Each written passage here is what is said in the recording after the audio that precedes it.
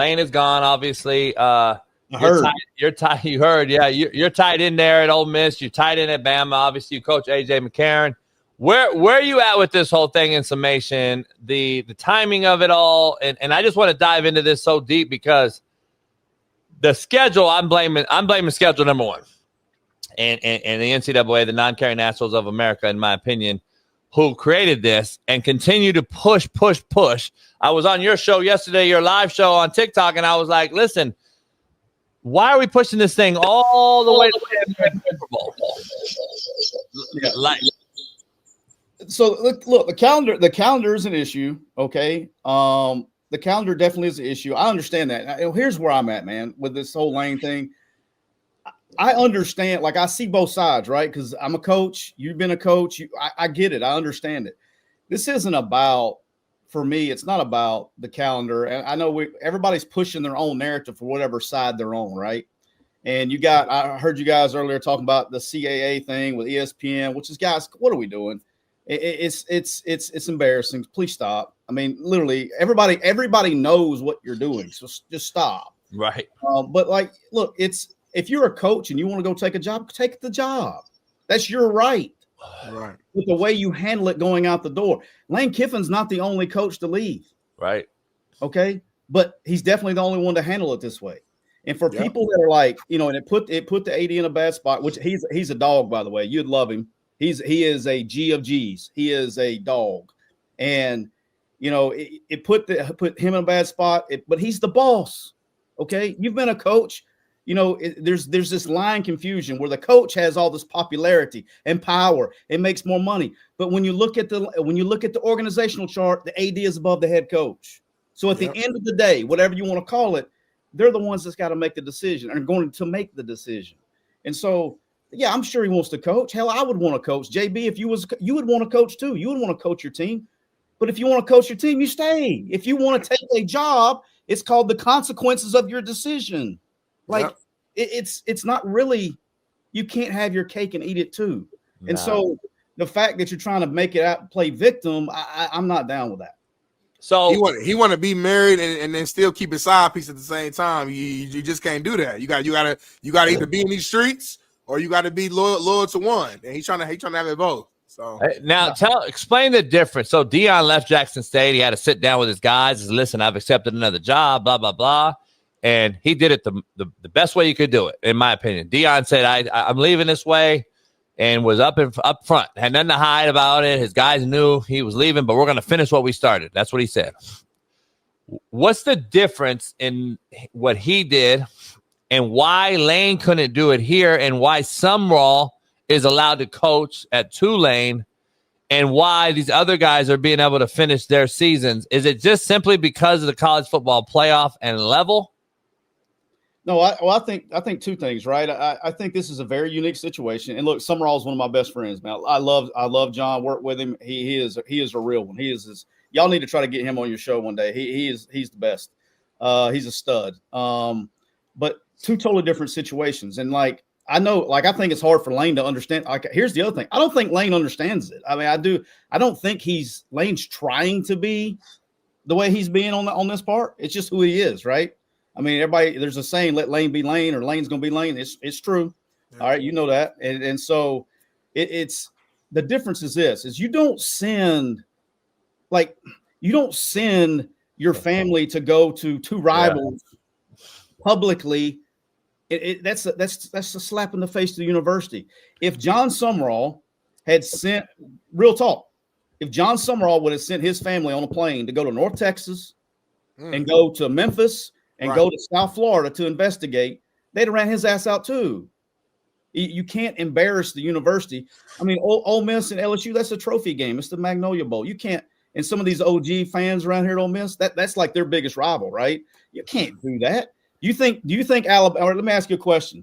You think Alabama, Kalen DeBoer's getting ready, because it's the same situation. Kalen DeBoer's getting ready to play play Auburn this week, okay, the rival, and to go in the playoffs, to go to the SEC title game. If any point in the time, if he had decided to send his family to go to Baton Rouge to investigate in Florida, do you think he'd be coaching right now? Hell no. Yeah. So why should Ole Miss be different? So explain what you're saying, because a lot of chat people may not know what you're saying. So Lane sent his family to look for possible houses and other things in Baton Rouge, in Gainesville. It was documented for the people that knew, and didn't even hide it, JB. Like, and didn't, yeah.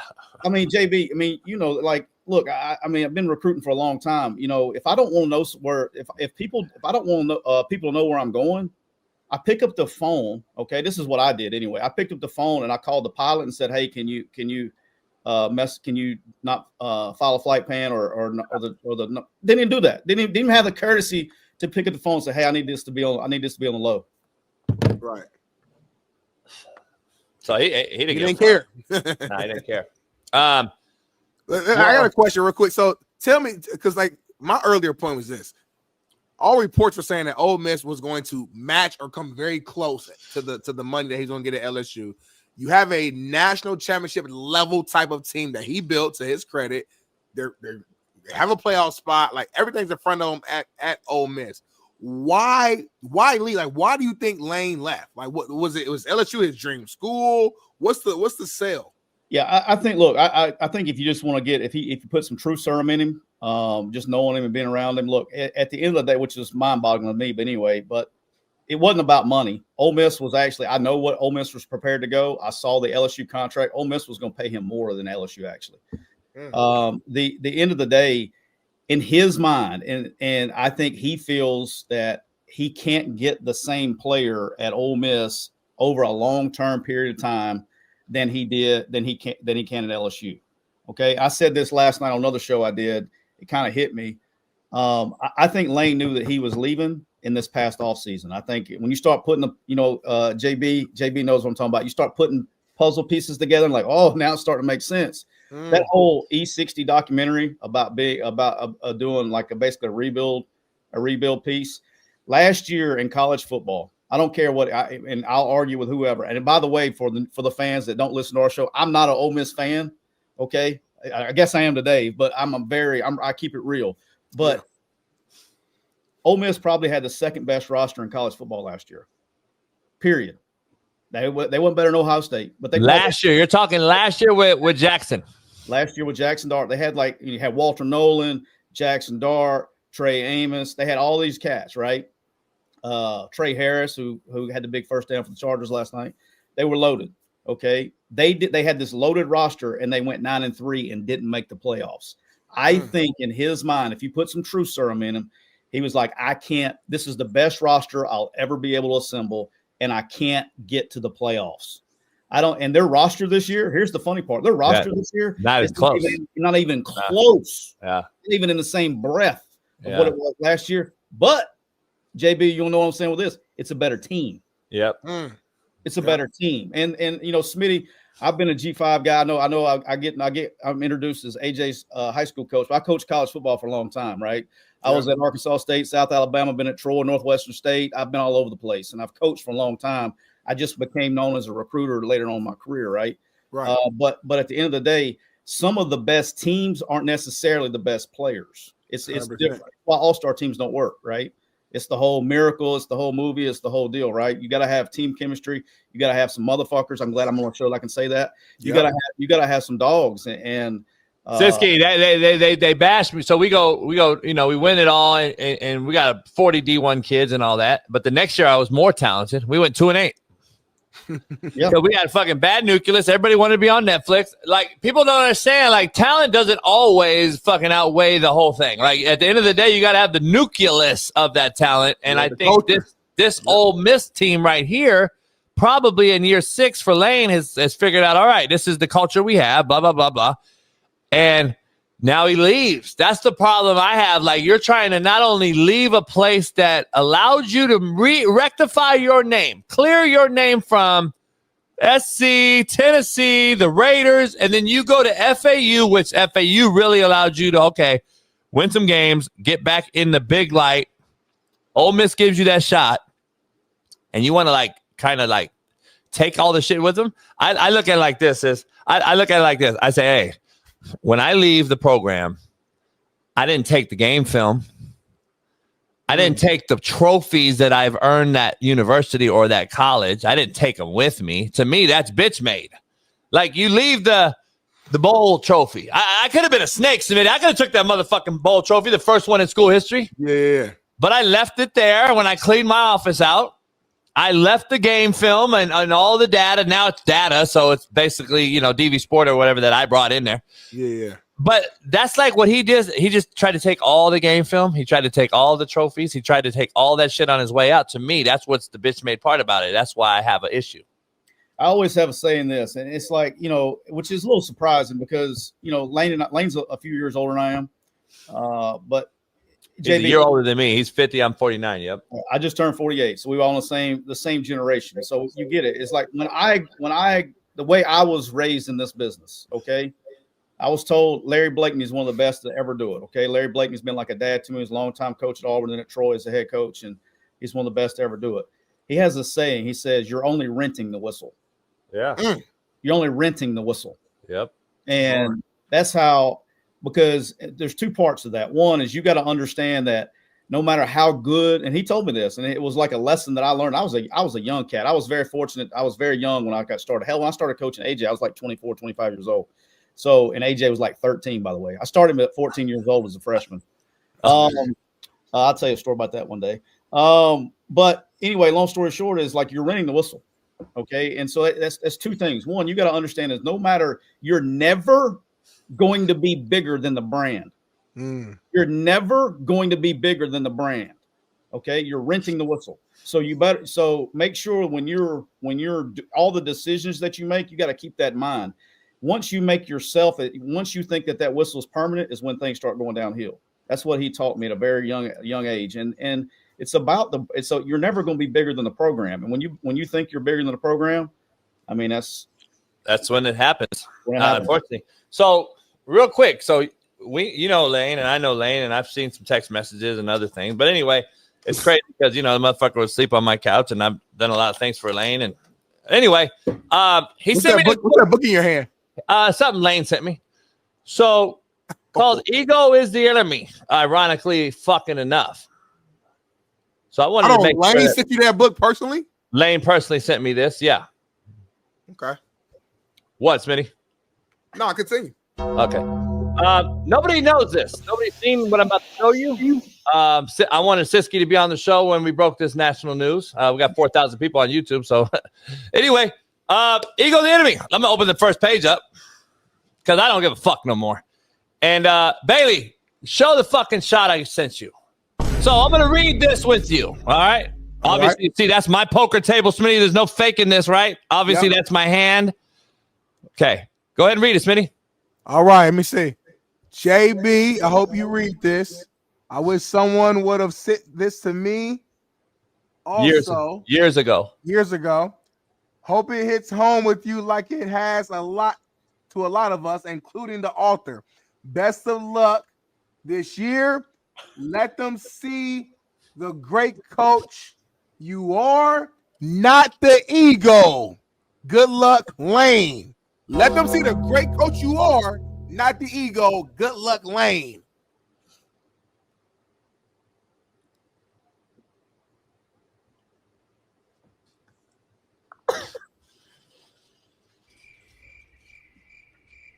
Oh, you gonna leave me on here? Siski, anything to say? Hey, that's your book, dog. That's Ego's the Enemy. Hey, I got sent a nice text message about 2 weeks ago. I didn't respond, and I think that pissed him off that I didn't respond. Let me ask you about that text message. Did it mention me at all? Yeah, I don't know. Probably, I don't know. I'm just trying to stay in my lane. and not lane switch, right? I'm just. I want to know why. I want to know why. Your lane, Coach Siski. Stay in my lane. So Siski, I sent a video to Knox. Knox texted me and hey, give me the video. So they played, right? It's Friday night. Lane went to the game, watched his son play. They lose. Knox Kiffin, yeah. I know Knox is a little kid. So I said, hey, Knox, here's a video. Boom. They lost 21-20. And Siski saw another video that I sent their team a couple weeks ago. My son, real talk, I'm sitting here working. I'm in my office right now. I'm sitting here working, and my son comes in here. He goes, "This is your boy JB." And I was like, "What are you talking about?" And my son, he's like, and he played a video. I don't know if you did it on Cameo. I didn't know if you sent it to somebody, but JB's giving a hype video to the team before the game a few weeks ago. And I was like, I just started dying. But yeah, my son has it on his phone. Hilarious. And then so Knox wanted a video. He's like, JB, I got you. He's like, Coach, I got you. Oh, I sent it to Smitty. I showed you, Siski, the text. So and he hit me back. He's like, we lost, Coach, or whatever. And I'm like, damn. So It's tough. I told Knox straight out. Yeah, I told Knox straight out too. I said, hey man, love you to death. Keep grinding. I know you'll be at the pressers. He's gonna be good. He's gonna be good. Yeah, he's gonna be good. And, Yeah, I'm like, damn. So the crazy part is like, I don't understand this. To me, though.